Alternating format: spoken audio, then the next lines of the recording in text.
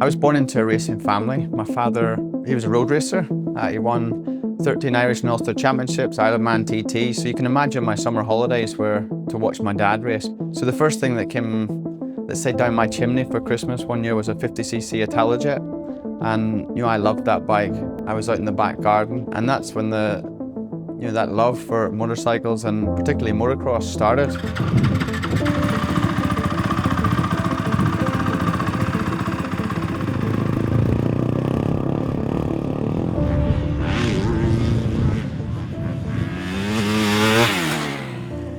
You can start to race when you're 6 years old, so I had to wait until that point, and we entered my first motorcycle race. It was at Desert Martin on a PW50, and I remember it so well. It was at a British championship, so there was so many fast kids on tuned 50s, but I was riding this the standard Yamaha PW50. It's a beginner bike, and I just wanted to finish the race. And I remember the race was so wet. Water got into the electronics and my bike stopped, and I remember being in the middle of the track just crying and crying because I couldn't finish the race.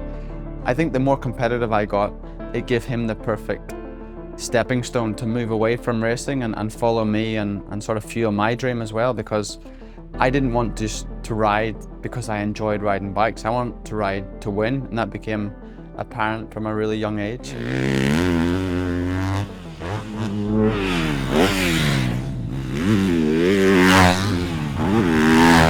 So my schoolboy motocross career started when I was 6 years old in that infamous first race in Spant. I was 15, and honestly that time had the best memories. It's a complete lifestyle motocross. You can imagine traveling the length and breadth of the UK in camper vans with so many like-minded families. It was every weekend, it felt like a family holiday. But got to the point, after still winning many races, I was never fully supported or fully sponsored, let's say. And it became a sport that was getting tough for my dad to finance. And the weekly motorcycle paper, we know Motorcycle News, there was an advertisement in there looking for a young rider to join the 125 Rookies program back in the day. I entered this competition. I remember it vividly. They wanted a CV of, a profile and 40 words why they should choose you. So I didn't waffle on my words. I just wrote bullet points, why they should select me. And lo and behold, I got selected in the last 20. They selected 5 in the first selection day at Rockingham, and we went to Spain. And at the end, I got the nod and got the ride. It was pretty incredible. I was reluctant to do it, but there was no way, that I can continue in motocross. So it was like a second option for me to go road racing, to be honest. This was a ride that my parents didn't have to finance and took a lot of weight off my family. We're a working class family, so even racing bikes was tough. I had 2 other brothers and a sister. It was time for me to walk in my own shoes, and I was fast straight away. But that's because from the age of 9, when you ride a 60cc motocross bike, you're getting used to a gearbox, you're getting used to the clutch, you're getting used to bikes moving around. So the adaptation was more a riding style change than understanding how to ride a bike. So I felt I was well equipped. Yeah, that's the start of the journey we're on now, and everyone sees where I am now and what I've achieved, but the backstory was so many years of hard work in motocross paddocks up and down the UK.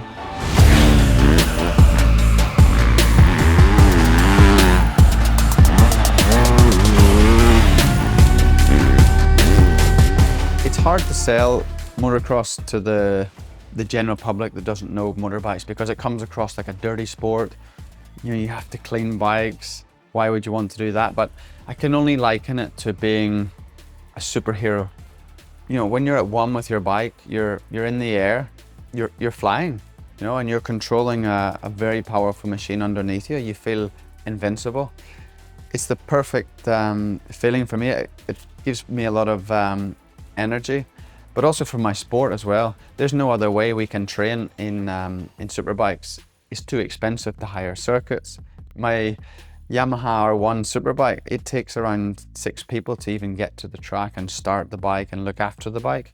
So for me, with motocross, you can stick the bike in the back of your van, go to the local track, pay your entry fee and go and ride with other like-minded guys, and it gives you the track's constantly changing, so your brain speed has to be fast. Also, it's so physical. People talk about Tour de France athletes being some of the best in the world, but you show me a top level motocross rider, and the heart rates, the muscular endurance them guys have to go through in a 40-minute moto, twice a day. It's second to none. Without doubt, the most grueling sport in the world.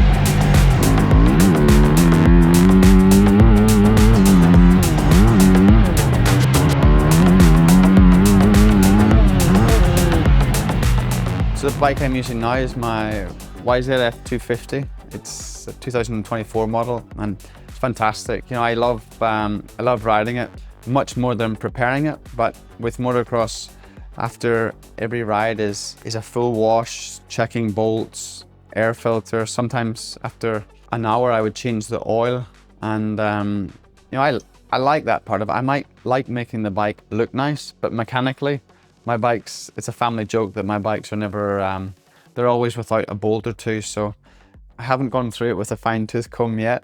I'm sure we won't find one, because I'm pretty proud of this build. I took a standard bike basically and stripped it right back. I even had to do some modifications on the chassis to make the KYB factory shock fit.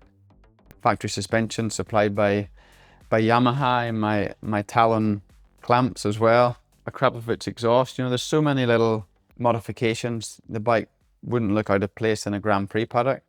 I like that, because when I see my R1 Superbike, it's dripping with nice parts. It's nice to have a really cool bike in your garage, and I always joke with my friends that I only do road racing to fund my motocross hobby, and it's definitely true with this bike. More recently, my two kids have started riding. One enjoys it way more than the other, and I've fallen victim to that schoolboy dad, when I took my eldest riding and he didn't want to ride, and I started shouting, and we've drove 1.5 hours to get here, and you don't want to ride. So I've learned not to do that with the second, but young Tyler's not into riding bikes at all. Jake, on the other hand, enjoys it. Football's his first sport, but we decided to go into a little club championship together. And it was funny experience for me, because I was there fully competitive, and I thought I was going out to ride round. I've got a more important job behind me to not get injured for. But as soon as the gate dropped, I found myself in race mode, super high heart rates. But when it came to Jake's race, that was one of the most proud moments, standing on the start line with my son. So nervous, because he hasn't been behind the gate before. When the race started, all these schoolboy dads are cheering their sons on like hell. Sons or daughters, because so many girls are racing now. And I found myself, I was the only father going out there and trying to slow him down, because he was trying to go way faster than his ability would let him. So I stood on the face of one of these jumps, just telling him to slow down, because he kept hitting this jump faster and faster every lap. And now I know how my dad feels when he was watching me, because it's nerve-wracking, because as amazing as this sport can be, you can also face injuries, and when that's your son or daughter out there, it's the last thing you want to happen. Like I've explained, bikes have been part of my life forever, and I'm sure in the future that transition from racing superbikes, motocross will remain a part of my life forever. And I'm so grateful, because motorcycles has enabled me to live out my dream, meet so many amazing people, travel the world, and it's really given me the life of my dreams.